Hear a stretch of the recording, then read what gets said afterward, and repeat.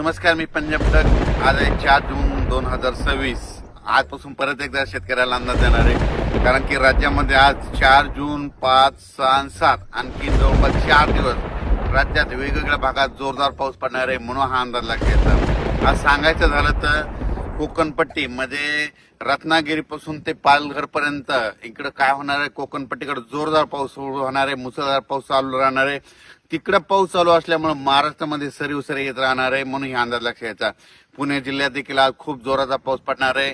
त्याच्यानंतर अहिल्यानगर देखील खूप राहणार आहे. त्याच्यानंतर सोलापूर जिल्हा आज पावसाला सुरुवात होणार आहे. सांगली जिल्ह्यात आज देखील बऱ्याच भागात पावसाला सुरुवात होणार आहे.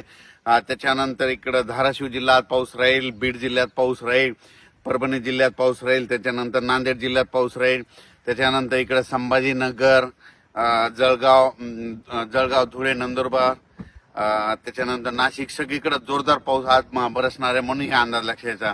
आणि बुलढाणा, अकोला, अमरावती तिकडे देखील सगळीकडे म्हणजे राज्यात सांगायचं झालं तर आज पूर्व विदर्भ आणि पश्चिम विदर्भ 11 जिल्ह्यामध्ये म्हणजे पूर्व विदर्भात थोडा आज कमी राहील, पण पश्चिम विदर्भामध्ये मात्र अमरावती, अकोला, बुलढाणा इकडे मात्र चांगला पाऊस पडणार आहे, म्हणून अंदाज लक्षात घ्यायचा. आणि आता सध्या पाऊस चालू देखील असेल, म्हणून हे लक्षात घ्यायचं.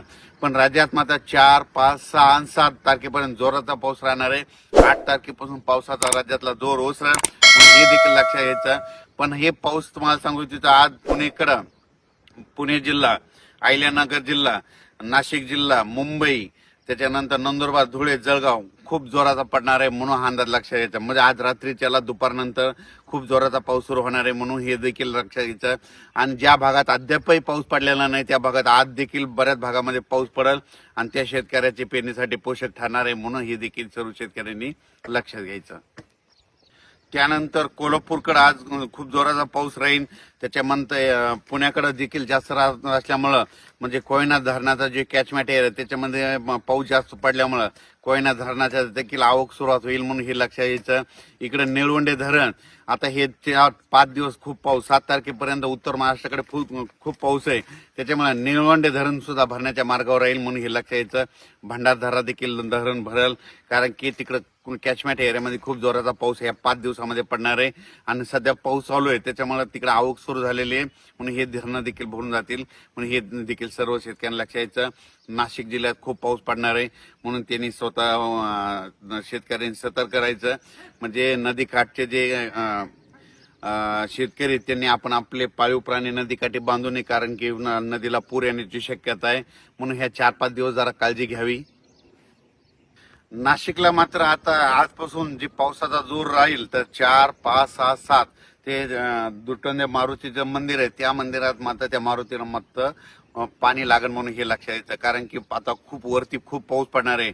आज रात्रीच्याला दुपारनंतर नाशिकच्या वरच्या भागात खूप पाऊस पडणार आहे, त्याच्यामुळे आज नाशिककडे म्हणजे नद्याला चांगला पूर येण्याची शक्यता आहे.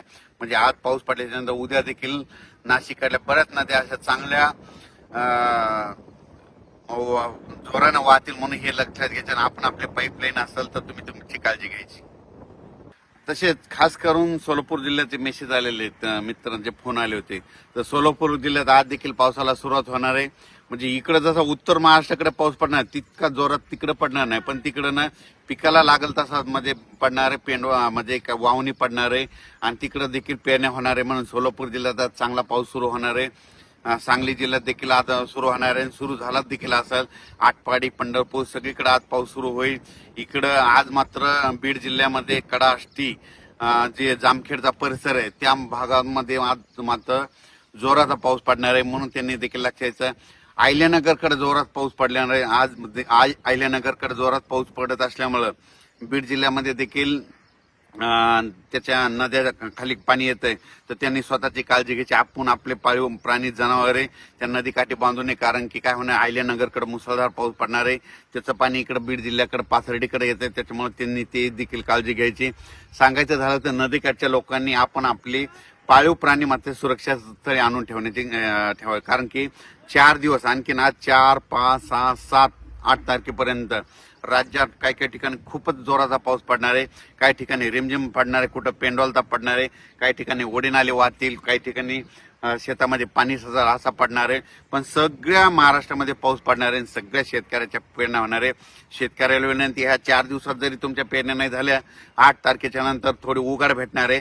8 जुलैच्या नंतर पावसाची उघाड झाल्याच्या नंतर तुम्ही तुमच्या पेरण्या करू शकता. हे जे पाऊस आहे, समजा तुम्हाला सांगतो, परभणी जिल्हा झालं, जालना जिल्हा झाला, अमरावती जिल्हा, ह्या पावसात काय झालं, सगळीकडे पाऊस पडलाय, पण काही काही असे 5-5, 7-7 गाव आहे ते सुटलेले आहेत. पण ह्या ना आता हे 4 दिवस पाऊस पडेल ना, त्याच्यात देखील कव्हर होणार आहे, म्हणून हे लक्षात यायचं आहे. आताच मला बुलढाणा जिल्ह्यातल्या शेतकऱ्याचा फोन आला की आमच्या इकडे पाऊस कधी बंद होतं. मी म्हटलं कशामुळे, तर ते म्हणले आमच्या पेरण्याच राहिल्यात, काही पाऊसच पेरू देईना आम्हाला, म्हणजे पाऊस उघडणच त्यांचं म्हणणं आलं. अमरावती जिल्ह्यात तशीच परिस्थिती झाली, भंडाऱ्याकडे देखील तशीच परिस्थिती झाली, कारण की तिकडे पाऊसच उघडणं म्हणून त्यांच्या पेरण्याच राहिल्या. म्हणजे काही ठिकाणी असं झालं, पाऊस असल्यामुळे त्यांच्या पेरण्या राहिल्या आणि काही ठिकाणी पाऊस नसल्यामुळे त्यांना पेरण्या राहिल्या. म्हणजे दोन्ही बाजू येतात.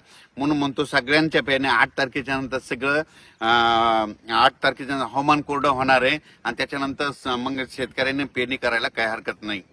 8 तारखेपर्यंत मात्र ज्या भागात पाऊस पडलेला नाही त्या भागात देखील पाऊस पडणार आहे, सगळ्या शेतकऱ्यांना पेरण्या होणार आहेत. म्हणून ही सर्व शेतकऱ्यासाठी आनंदाची बातमी.